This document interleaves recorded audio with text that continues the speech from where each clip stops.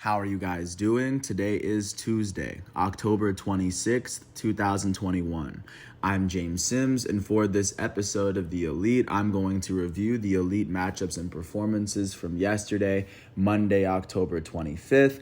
And of course, I plan on previewing a good amount of what's going on today as we navigate through the world of sports one day at a time. Taking a quick snapshot of where we are in the year, the MLB season is winding to a close as there are only two teams left competing for the World Series, and the World Series will actually start today. Taking a look at what's going on around the world in other sports, yesterday was the seventh Monday of the NFL season as football is kicking off here in the U.S., especially with college football underway as well.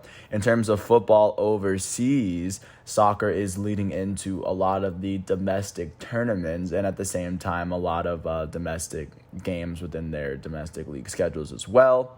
And not to mention that the NBA just got started. The hockey season got started right before that, and college basketball is looking to start within the second week of November. Taking a look first at what's going on with the MLB, Game 1 of the World Series of the 2021 World Series is going to take place tonight on Fox at 8:09 as the American League West champions Houston Astros host the National League East champions Atlanta Braves on Fox. The Braves making it here after beating the Brewers in the National League Division Series and the defending World Series champs LA Dodgers in the National League Championship Series. The Astros making it here after beating the AL Central champions Chicago White Sox in the Divisional Series, and they ended up beating the wild card champs, the Boston Red Sox, in the American League Championship Series. Now these two teams have made it here, and now only one team will come away from this series with the title in hand. Taking a look at what's going on, especially with football, yesterday was the last football game of Week 7 in the NFL as the Seattle Seahawks hosted the New Orleans Saints. The Saints would end up beating the Seahawks 13-10. The Seahawks scored the first touchdown of the game, an 84-yard pass from Geno Smith to DK Metcalf. The Saints would end up kicking a field goal and then taking the lead in the second quarter off of a touchdown pass from Jameis Winston to Kamara. The Seahawks would tie the game up in the third at 10, and then the Saints would win it within the last 2 minutes off of a 33-yard field goal from Brian Johnson to win them the game. For the Seahawks in this matchup, they were led by their starting quarterback, Geno Smith. Geno Smith would throw for 167 yards and a touchdown. He also ran for 12 yards. That's 179 total yards of offense. The Seahawks' leading receiver was their elite wide receiver out of Ole Miss, DK Metcalf. He finished with 2 receptions for 96 yards and a touchdown. On the defensive side of the ball, they were led in tackles by their elite linebacker, Bobby Wagner. He finished with 7 on the day. And then for the New Orleans Saints, they were led by their starting quarterback, Jameis Winston. He threw for 222 yards and a touchdown. He also ran for 40 yards on 8 rushes. That's 262 total yards of offense. Their leading rusher was their elite running back, Alvin Kamara. He finished with 20 carries for 51 yards. He also had 10 receptions for 128 yards and a receiving touchdown. That is 179 total yards of offense for Kamara. On the defensive side of the ball for the Saints, Demario Davis would finish with 10 tackles for the day and 2 sacks. He had 2 of the Saints' 5 sacks for the day. With this win, the New Orleans Saints are now 4-2. That is the second best record in the NFC South. They are now 3-1 on the road as a team. With this loss, the Seattle Seahawks are 2-5. That is the worst record in the NFC West as a whole. They are now 0-3 from home as a team.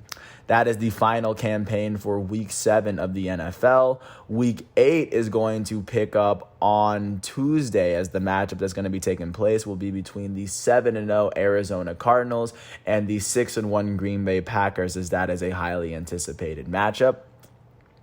Taking a look at what's going on in the NBA, as the NBA is just starting to get underway. Starting off in Charlotte, the Charlotte Hornets hosted the Boston Celtics, and the Celtics were able to beat the Hornets 140-179, as the Celtics outscored the Hornets 18-7 in overtime. Starting off with the Hornets on the losing end of this side, they were led in scoring by their starting small forward, Miles Bridges, and their elite starting point guard, LaMelo Ball. Miles Bridges would finish with 25 points, 10 rebounds, and 3 assists in 38 minutes as he shot 11 for 22 from the field, and he made his only free throw.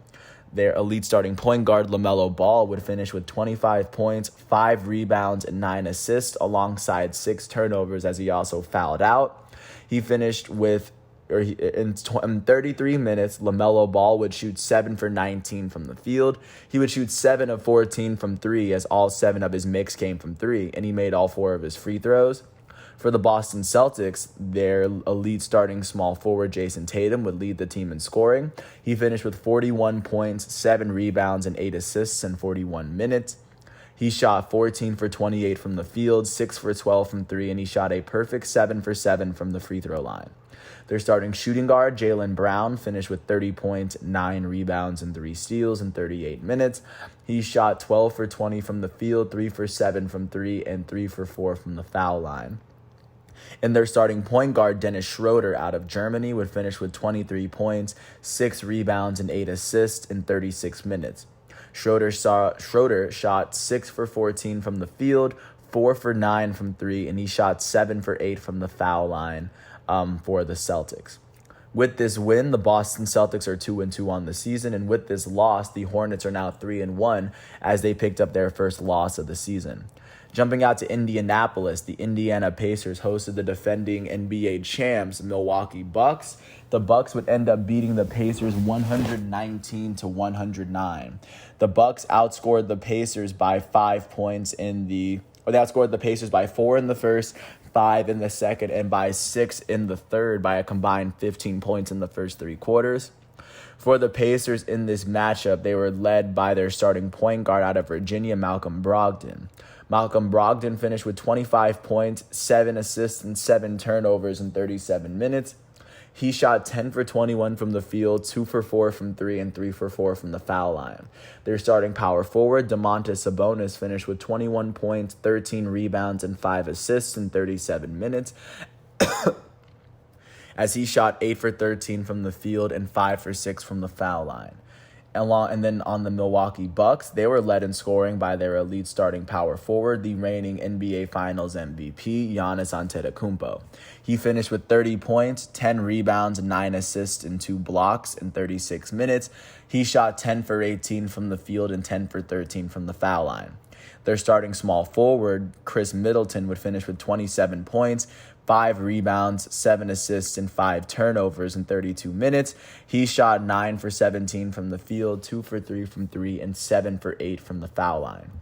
With this win, the defending champs, Milwaukee Bucks, are now 3-1, and with this loss, the Indiana Pacers are 1-3. Jumping out to Atlanta, the Atlanta Hawks hosted the Detroit Pistons. The Atlanta Hawks were able to beat the Pistons 122-104. The Hawks would outscore the Pistons by 10 in the first quarter, and they outscored them by 8 in the third.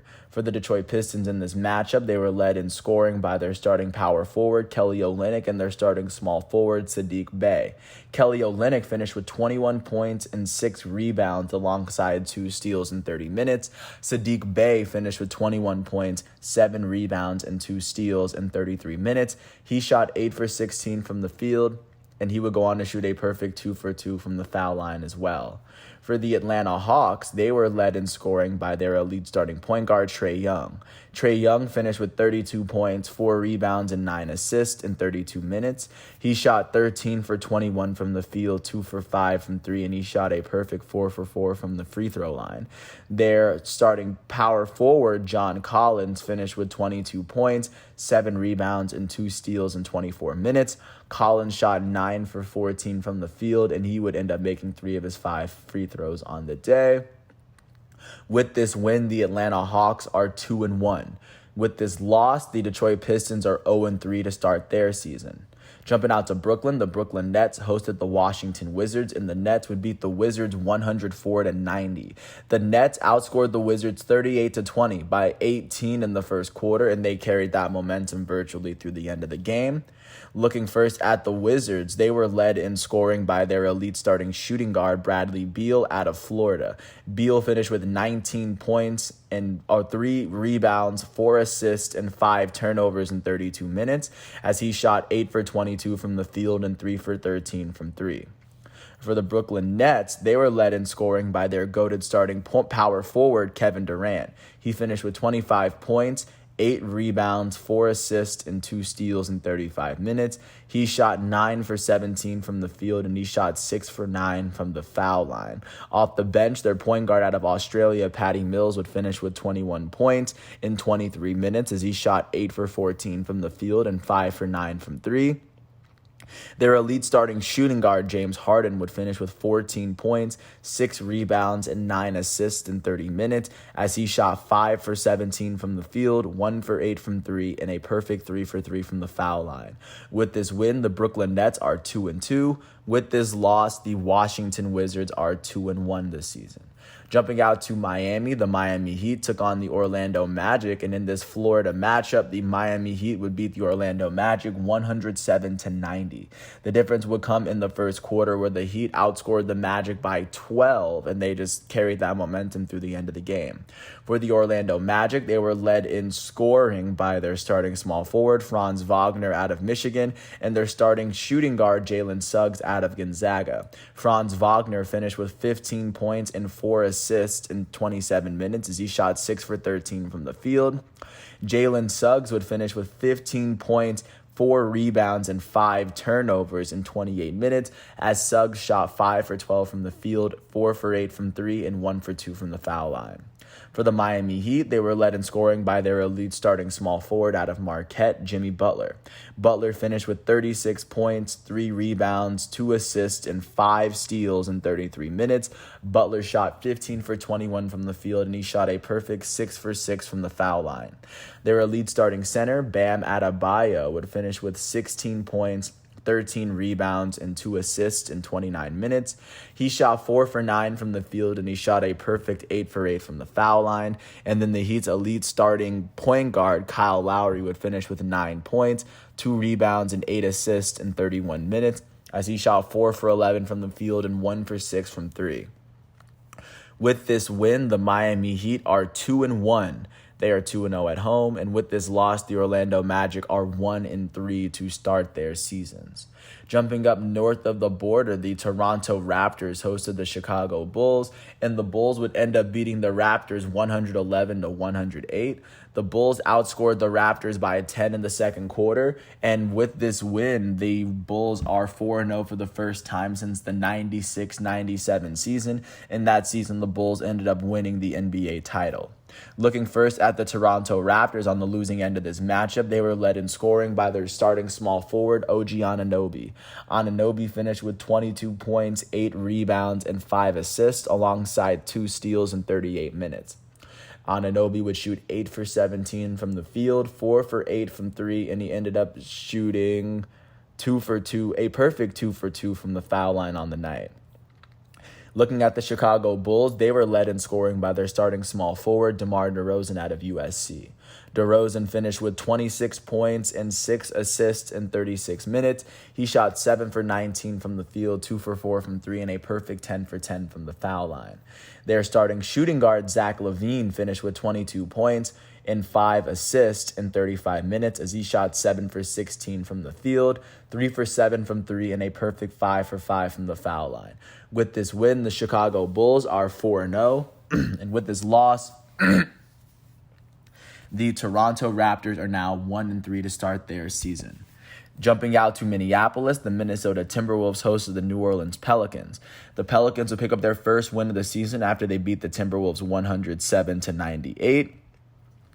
The Pelicans ended up outscoring the Timberwolves by 11 in the first half to carry that momentum to win the game. For the Timberwolves in this matchup in which they picked up their first loss, their leading scorer was their elite starting center, Karl Anthony Towns. He finished with 32 points, 14 rebounds, 7 assists, 2 steals, and 2 blocks in 40 minutes.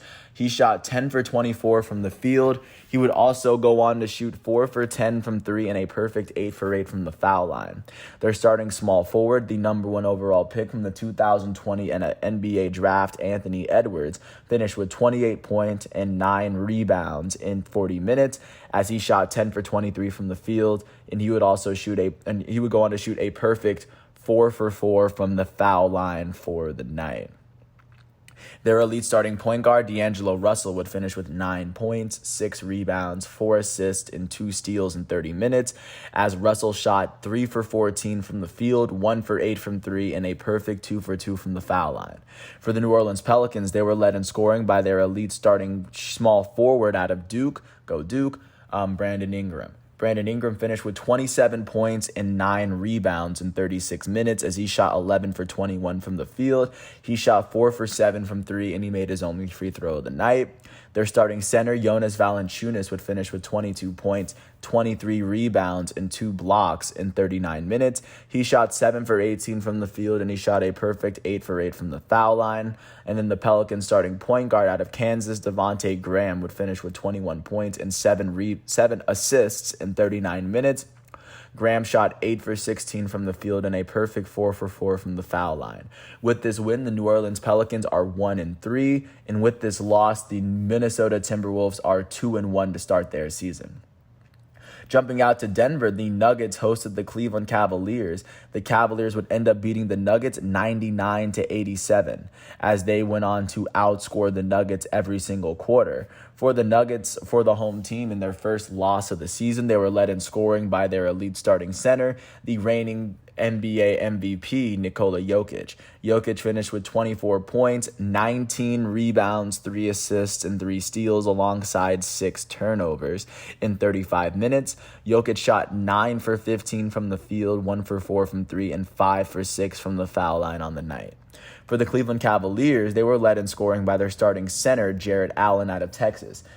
Or I guess they're out of their starters, Jarrett Allen finished with 21 points and 16 rebounds in 37 minutes as he shot 10 for 11 from the field. Their entire team was led in scoring by their power forward off the bench, Kevin Love. Kevin Love finished with 22 points and 6 rebounds as the former NBA champion finished shooting 8 for 13 from the field, 1 for 4 from 3, and a perfect 5 for 5 from the foul line. With this win, the Cleveland Cavaliers are now 2-2. With this loss, the Denver Nuggets are now 2-1. Jumping out to Los Angeles, the LA Clippers hosted the Portland Trailblazers, and the Clippers would end up beating the Trailblazers 116-86. They won this game by 30 after outscoring Portland by 14 in the first quarter, and they outscored them by 16 in the third. The second and fourth quarters were very even, both of them with both teams going 25-25, but the first and third quarters were the differences in this matchup. For the Trailblazers, they were led in scoring by their starting shooting guard, CJ McCollum out of Mercer. He finished with 20 points and 2 steals in 32 minutes as he shot 7 for 16 from the field and a perfect 2 for 2 from the foul line. The Trailblazers' elite point guard Damian Lillard would finish with 12 points, 3 rebounds, and 3 assists in 28 minutes as he shot 4 for 15 from the field, and he would shoot a perfect 4 for 4 from the foul line. For the Los Angeles Clippers, they were led in scoring by their bench shooting guard out of Duke, Luke Kennard, would finish with 23 points in 24 minutes as he shot 8 for 10 from the field, 6 for 7 from 3, and he made his only free throw attempt of the day.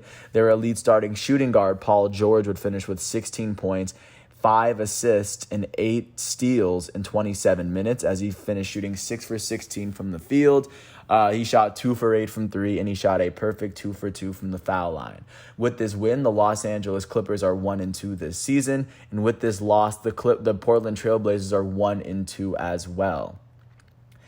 Taking a look at what's going on today in the NBA, starting off with the prime times at 7:30, the 2-1 New York Knicks are going to host the 2-1 Philadelphia 76ers on TNT. Following that matchup, the 2-0 Utah Jazz are going to host the 2-1 Denver Nuggets on TNT at 10 o'clock. Looking at the games that aren't going to be on prime time at 8 o'clock, the Oklahoma City Thunder, the 0-3 Thunder are going to host the 3-0 Golden State Warriors. At 8:30, the 1-1 Dallas Mavericks are going to host the 1-2 Houston Rockets from within the state. At the same time, the 1-2 San Antonio Spurs are going to host the 1-2 Los Angeles Lakers. And that's virtually what's going on, at least with sports within the United States. Taking a look at what's going on outside, not much going on from yesterday in terms of soccer, as Celta Vigo versus Getafe was the only big matchup out of the top 5 leagues. This week, we do see a lot of teams that are transitioning to their domestic cup. Before we get to that, there are some La Liga games to, of course, look forward to. And, of course, in Serie A, AC Milan's going to face off against Torino. Looking at where AC Milan sit in the table, a win here would put them over Napoli, or any point here would temporarily put them over Napoli and put the pressure on Napoli to win their matchup. And jumping into the domestic tournaments, looking at the Carabao Cup's 4th round, Arsenal is going to host Leeds United, as of course this is a single game elimination tournament. Of course, at the same time, at 2:45, Chelsea is going to face off against Southampton to, of course, try to make it into the next round. Taking a look at what's going on in the German matchups, Borussia Dortmund is going to face off against FC Ingolstadt and what is going to be the DFB Pokal, which is the German Domestic Cup. This is the second round, as of course more games will pick up tomorrow. But as we are getting to this part of the schedule, I'm just going to point out all the big games as they happen, as of course these games matter just as much too.